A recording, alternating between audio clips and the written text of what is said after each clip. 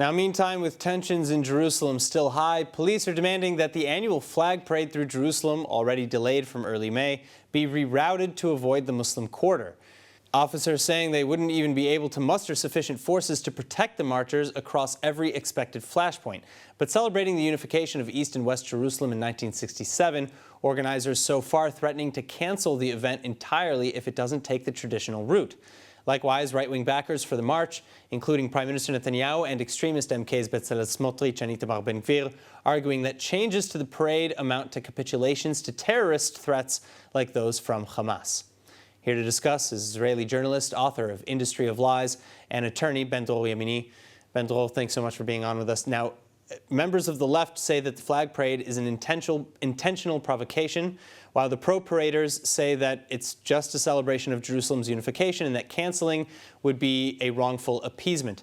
Where do you stand and why? No, I'll tell you.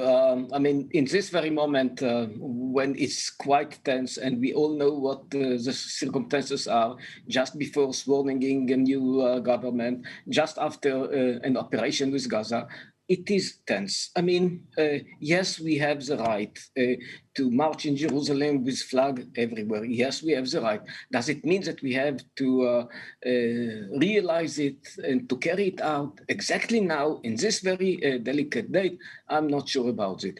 If the security people are saying, and they are saying, the chiefs of the police and others, if they are saying it's not the time, it's not the time, because in this very moment, not every moment, in this very moment, it's a kind of provocation. We don't need it.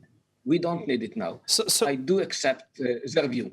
Well, so what do you say to those who, or rather, how would you address the fact that at least it would appear to be a Hamas victory coming after their and other Palestinian threats, which in turn typically leads to more violent threats and demands by Hamas? If Hamas thinks that they won in this argument, what's to stop that from becoming even more aggressive?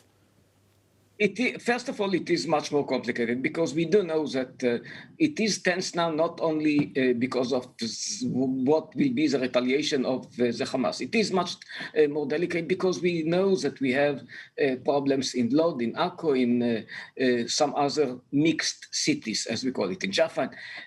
Do we need it now, or that we need to work together in order to calm things down? That's what we need right now. We need a kind of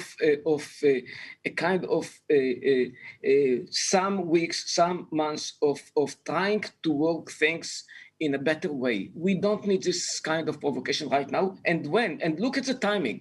Timing is exactly 2-3 days before a new government is going to be sworn in. Is it the right time? Now, the Hamas, it's not because of the Hamas. It's not because of the Hamas, because Hamas has a lot of demands that we do not accept. And if we are not doing something like this kind of march in Jerusalem, in the Muslim quarter, it's not because of the Hamas, it's because of us. Is it our interest or not? Is it our interest now to provoke, again, some tensions that are in the air? No, we don't need it. We don't need it right now because of the timing, because of the circumstances. Well, so you've written recently that the organizers are aware of the enormous difference between proudly displaying the national flag and the provocation that is a flag parade, adding that it has little to do with strengthening Jerusalem and everything to do with causing chaos. So it doesn't sound like you're necessarily talking about the flag parade this year or in this context, but rather in general. What evidence do you have of this? You're right. No, it is quite regrettable that a lot of people, decent people from the right, they are following who and they are following what? Itamar Ben-Gvir and some Kahanists. That's what they are doing. Why? Why do we need it? We know exactly what there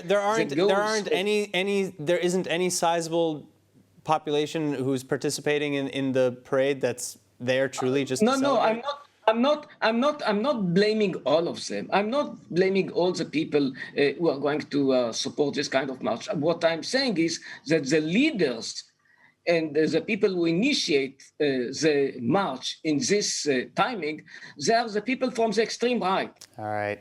Dror Yemini, thank you so much. Thank you.